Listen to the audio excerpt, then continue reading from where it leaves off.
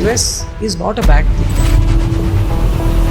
పొద్దున్నే లేవాలని మనం అలారం పెట్టుకుంటాం. ఆ టైంలో మన మెదడు ఏం కాదులే పడుకో అని చెప్తుంది. కానీ మన లోపల ఉండే ఒక స్ట్రెస్ హార్మోన్ మనని లేదు లేవాల్సిందే అని లేపుతుంది.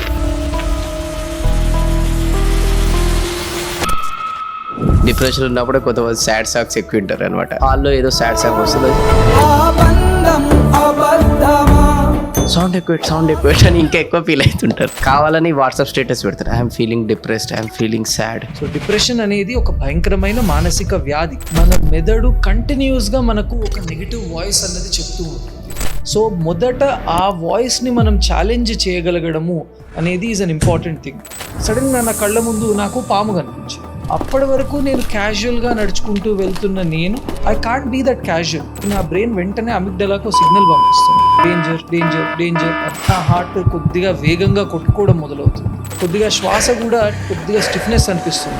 ఈ క్షణములో నేను ఇంకా బ్రతకలేనేమో, ఈ క్షణంలో నేను చచ్చిపోతానేమో. మొబైల్ ఫోన్లో ఛార్జింగ్ తక్కువైపోయిందని చెప్పేసి వాడు కోచుకున్నాడు అనమాట వాడు. సో ఈ రకమైన ఒక అడిక్టివ్ బిహేవియర్ ఉన్న వాళ్ళల్లో బ్రెయిన్ సైజు ష్రింక్ అవుతుంది.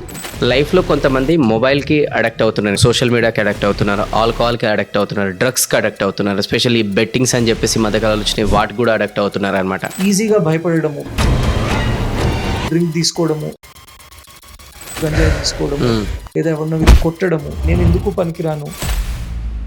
ఒక ఉమెన్ తన పోస్ట్ మార్టం డిప్రెషన్ వల్ల ఆల్మోస్ట్ 3.5 months బేబీని అనేది చంపేసింది అనమాట. ఈ పోస్ట్ పార్టమ్ డిప్రెషన్ అనేది ఈజ్ వెరీ అండర్ రేటెడ్. అది బ్రెయిన్ మీద తీవ్రమైన ఇంపాక్ట్ని కలిగిస్తుంది.